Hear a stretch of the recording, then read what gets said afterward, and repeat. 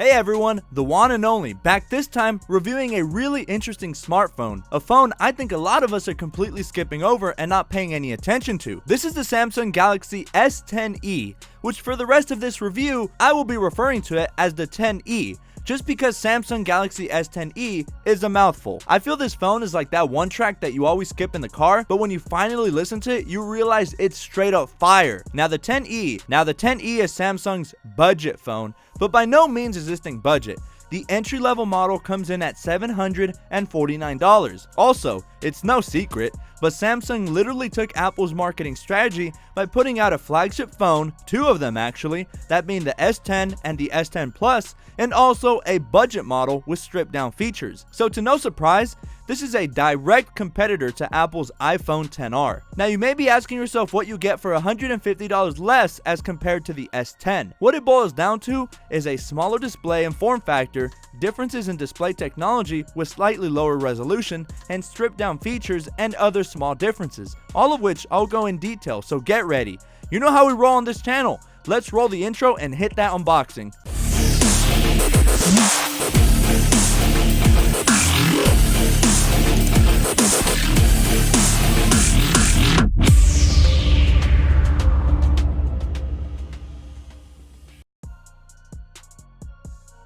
This unboxing is actually no different from my previous S10 unboxing, which you should totally check out as well. Only difference is that the box is a bit smaller since we have a smaller phone inside. On the top, we have our ever mysterious Galaxy S10e branding in white with Samsung Galaxy S10e branding on the left, with serial number information on the bottom and nothing much on the top or right hand side. On the back, we have additional information about our contents of our phone and some regulatory information. Open up the box very simply and elegantly, and you'll be presented with the beautiful 10e in the black tray. We'll set that off to the side for now and dive into our accessories. We have our same 15-watt travel adapter that does support fast charging, our USB-A to USB-C used to charge and sync our device, a pair of 8kg headphones which I have now tried on and are pretty spot on in terms of audio quality. Certainly not the best in the world, but a really good pair nonetheless. And finally, an adapter in case you need to transfer data from old Galaxy devices, and you also do have your instruction manuals there inside the box as well. Now moving on to actual differences between the S10 and 10e, because at first glance, you may only notice the smaller screen and the smaller price tag. Speaking of screen, let's start with that. Without a doubt, this screen is typical Samsung and is one of the best displays I have ever seen on a smartphone. It really isn't a surprise to anyone. Samsung just makes some gorgeous displays. This display is a 5.8-inch diagonal display, which is the smallest of the S lineup, with the S10 having a 6.1-inch display and the S10 Plus having a 6.4-inch display. Similar to the S10 Plus, the screen-to-body ratio is amazing, leaving you speechless, almost like you're just holding a slab of glass, like it's crazy. However, it has a drawback which some could argue is actually a pro or a con. It features a full HD AMOLED Infinity O display, but it isn't that quad HD Infinity curved display, basically meaning the screen is flat and doesn't curve outwards towards the edges like the S10 and Plus do. I personally dig it and don't care much for the quad Infinity display's curved edges. I dig how it's just flat and is AMOLED after all. With a smaller display, you won't even notice the slightly reduced resolution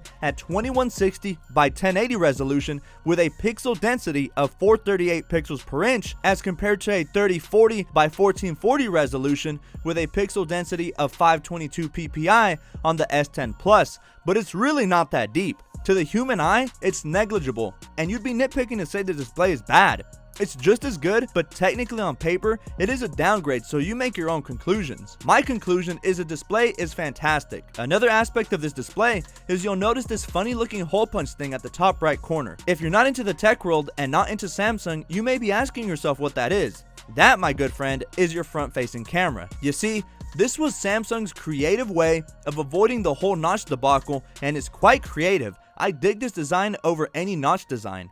It features a 10 megapixel dual pixel camera with an f1.9 aperture, which is pretty decent, but not as good as the S10 Plus, which features that dual camera setup. Regardless, it's a good camera, and the wallpapers for these phones are both hilarious and super fun. You can toggle off the hole punch in the settings, but doing this will just create a nasty bar at the top, or disguise it like I have here with several different free wallpapers you can pick up from any search engine.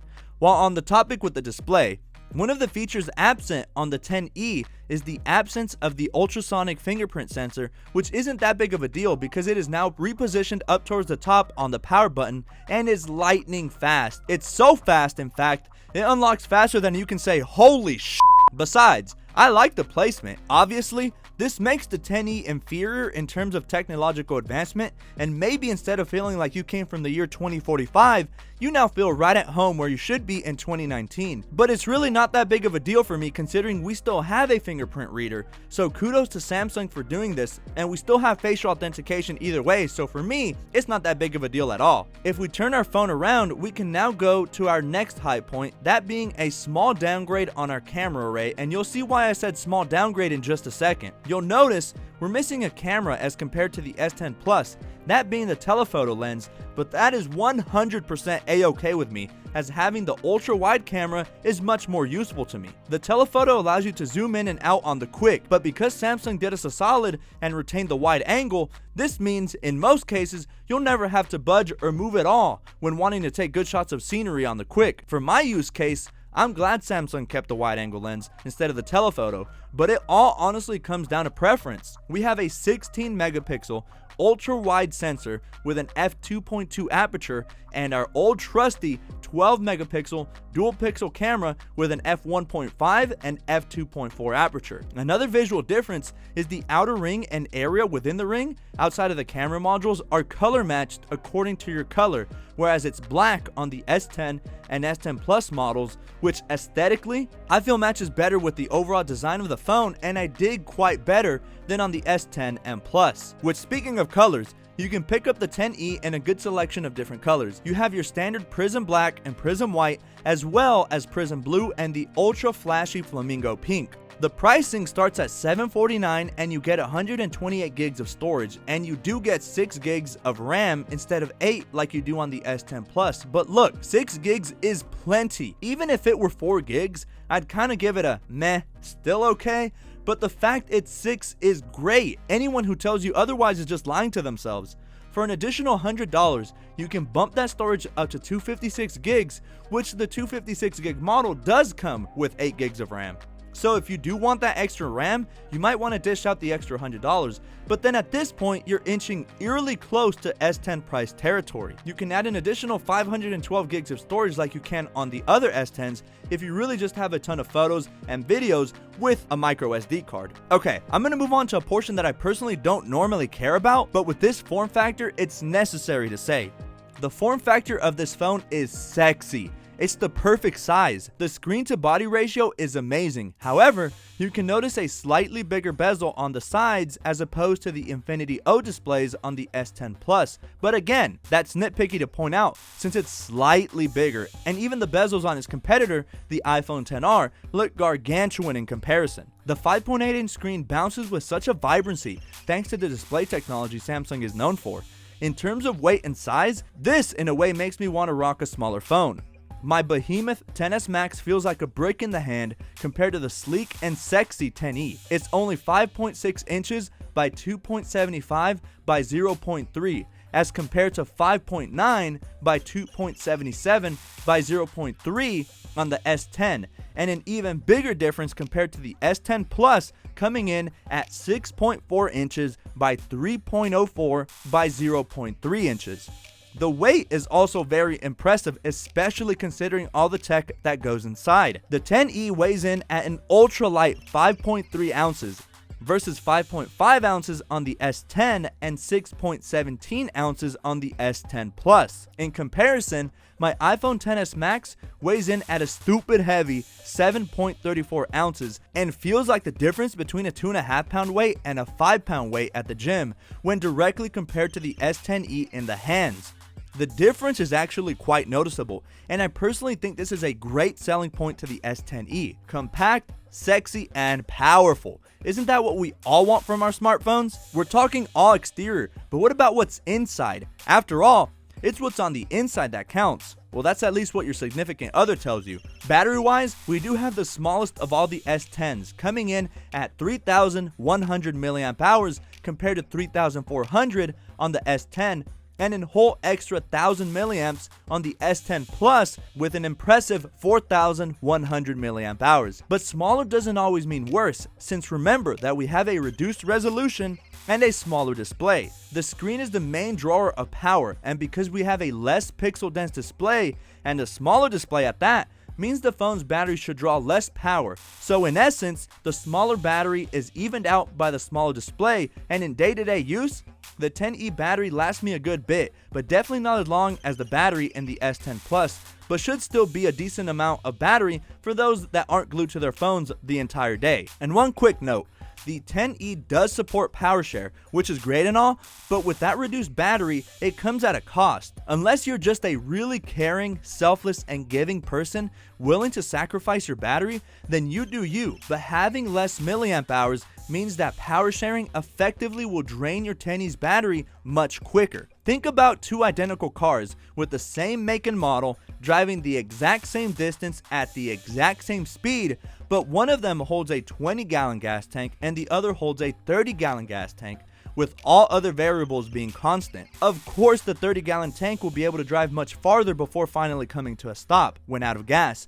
And it's the same concept here. Smaller battery equates to faster draining of your 10e battery while power sharing, so keep this in mind when making your decision. Last but not least, one aspect that was thankfully retained are the internals, still featuring the top-of-the-line Snapdragon 855 processor, which should run similar benchmarks to the S10 and S10 Plus, if upgrading to the 256GB version of the 10e. If getting the base model, remember it only comes with 6GB of RAM, which shouldn't be extremely noticeable in day-to-day tasks. However, benchmarked should see for slight decreases in raw performance. So what are the biggest differences between the 10e and its siblings, the S10 and S10 Plus? For $150 less, you get some stripped down features like the omission of the ultrasonic fingerprint scanner, a slightly reduced display resolution, and you won't get that screen that curves out towards the edges. Instead, you just get a flat full HD screen, which for some is okay. You miss out on a camera on the back, but thankfully, in my opinion, isn't that big of a deal since it is the wide angle lens that I find to be more useful, and of course, the obvious factor being a smaller display and battery. And that's it. Spec-wise, this little guy can hold its own for sure when compared to the bigger guys, so I think for sure, without a doubt, the 10e is a much better value than the S10. If you're just a fan of the latest and greatest tech and want the best display and the most recent features, definitely get the S10 Plus, whereas getting the S10 honestly feels like a disservice to yourself, since the S10 is only $150 more than the 10e. Samsung did copy Apple by creating this budget phone, but again, I'm trying to find out what part of the $750 price tag is quote budget. The 10e is actually a phone I would highly recommend. It has all the best features that the older siblings have while not sacrificing all that much. If anything, the biggest drawback is the smaller display and battery, but maybe you dig smaller phones and are tired of all these phablets on the market. Either way, Samsung did something right here, and I feel this would be a great upgrade for anyone coming from older Galaxies or even for those considering switching over from Apple. Well guys, that's been it for this review. I do want to thank everyone who was able to hop on my last live stream where I announced the 3 winners for my AirPods giveaway. It was such a fun live stream, and I'm hoping to catch more of you guys on the next one. In order for you not to miss the next one, make sure you subscribe to the channel and turn on that notification bell so you get notified of when I go live and so that you don't miss any of my reviews. There's a lot of great content coming up real soon, and great things are in the works for my channel. But until then, catch you all on the next one. Peace.